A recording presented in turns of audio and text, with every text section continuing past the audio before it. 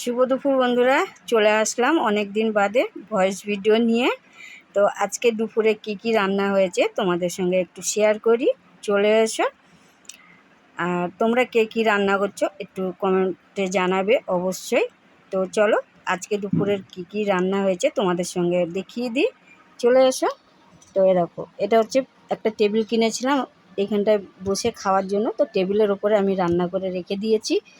এখানে করেছি দেখো, সজনের ডাঁটা আলু দিয়ে সর্ষে বাটা করেছি। ঠিক আছে, কারা কারা খেতে পছন্দ করো সজনের ডাঁটা আলু দিয়ে সর্ষে বাটা অবশ্যই জানিও আমাকে কমেন্ট বক্সে। এটা একটা তরকারি করেছি। আর এইখানে করেছি হচ্ছে সজনের শাক ভাজা, ওপরে রেখে দিয়েছি শুকনো লঙ্কা ভাজা। ও সেই লাগবে খেতে, জমে যাবে আজকে খাওয়াটা। তো এটা সজনের শাকের ভাজা করেছি। এটা হচ্ছে সজনের ডাঁটার চচ্চড়ি করেছি। আর এখানে দেখো গরম গরম ভাত ধোঁয়া উঠছে একদম, এইমাত্র নামালাম আমি।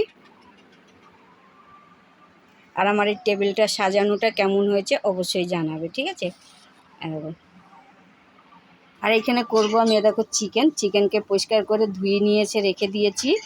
আর চিকেনের আলু কেটে ভাজা হয়ে গেছে, এই যে আলু কেটে ভেজে রেখে দিয়েছি। আর এইখানটাই হচ্ছে বন্ধুরা, ও সেই লাল লাল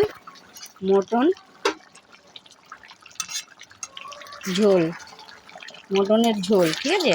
তা মটনটা দেখো কষানোর জন্য দিয়েছি, কত জল বেরিয়েছে দেখেছো।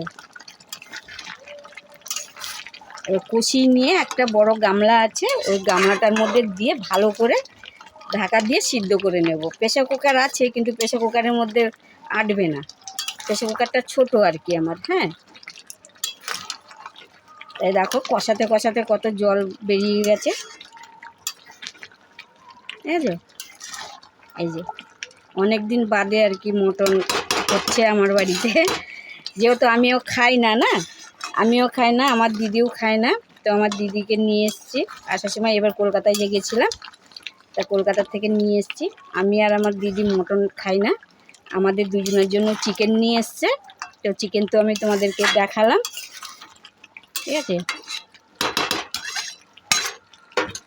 কারা কারা খেতে পছন্দ করো মটন তাড়াতাড়ি চলে এসো, ঠিক আছে। এটা এখনো হয়নি, ঢাকা দিয়ে দিলাম।